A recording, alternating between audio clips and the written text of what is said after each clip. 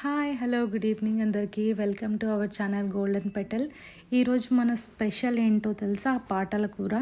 తెలంగాణ ఉన్న వాళ్ళందరికీ ఇది చాలా బాగా తెలుసు. దీని ప్రొసీజర్ ఏంటో నేను మీకు ఇప్పుడు చెప్తాను.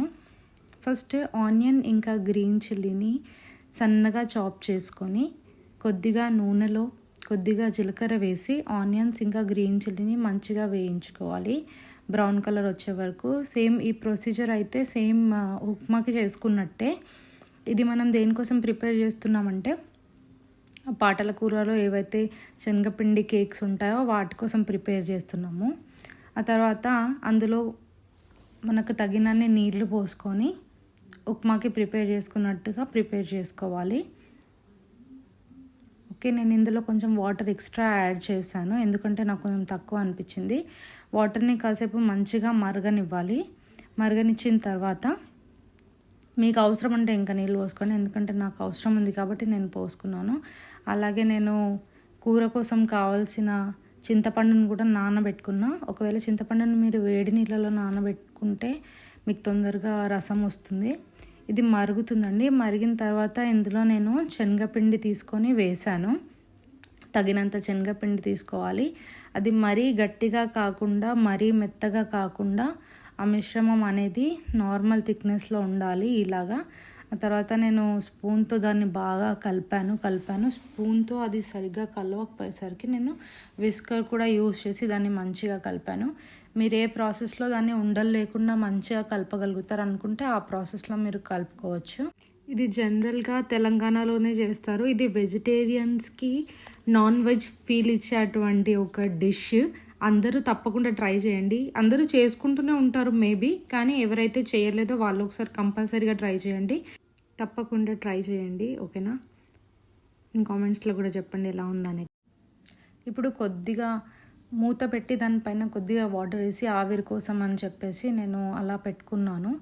ఆ తర్వాత ఇప్పుడు మనం శనగపిండి కేక్స్ తయారు చేసుకుందాం కర్రీలో వేయడానికి. ఫస్ట్ ఒక ప్లేట్ తీసుకొని దాని మీద కొద్దిగా ఆయిల్ వేసి ఆయిల్ని మంచిగా ప్లేట్లో స్ప్రెడ్ చేయాలి. ఆ తర్వాత మనం వండుకున్న మిశ్రమాన్ని అది కొంచెం చల్లారిన తర్వాత ఆ ప్లేట్లో వేసుకొని దాన్ని మంచిగా స్ప్రెడ్ చేసుకోవాలి ప్లేట్ నిండాను. ఓకే, నేను స్పూన్తోనే చేశాను. యూజువల్గా మమ్మీ వాళ్ళు అయితే హ్యాండ్తో చేస్తారు, కానీ చాలా గరం ఉంది కాబట్టి నేను చేయితోనే చేసేసాను. తర్వాత అది మంచిగా ఆరాలండి. అట్లీస్ట్ ఒక 15 to 20 minutes దాన్ని ఫ్యాన్ కింద పెట్టేసి అది మంచిగా ఆరుతుంది. ఇప్పుడు మనం కర్రీ కూడా ప్రిపేర్ చేసుకుందాం. కొద్దిగా ఆయిల్ వేసుకొని అందులో కట్ చేసుకున్న ఆనియన్స్, హల్దీ, ఇంకా మీకు ఏ బిర్యానీ మసాలా కావాలనుకుంటే అది మీరు వేసుకోవచ్చు. ఆ తర్వాత మనం నానబెట్టుకున్న చింతపులుసు అనేది అందులో వేసుకోవాలి. ఎప్పుడు ఆనియన్స్ బ్రౌన్ అయిపోయిన తర్వాత ఆనియన్స్ మంచిగా గోలాలి. ఆ తర్వాత మంచిగా వేసుకొని దాన్ని కొద్దిగా సేపు మరగనివ్వండి. ఆ తర్వాత కొద్దిగా ఉప్పు కారం వేసుకొని దాన్ని ఇంకొద్దిగా సేపు మరగనివ్వాలి. ఓకే, అది జరుగుతుంటుంది. ఇప్పుడు మనం కేక్ దగ్గరకు వచ్చేసాము. అది బాగా ఆరింది కాబట్టి ఏం సర్ప్రైజ్లు అవి లేకుండా కేక్ మంచిగానే కట్ అయిపోతుంది. చూడండి ఎంత బాగుందో, సాటిస్ఫైయింగ్ వీడియో లాగా.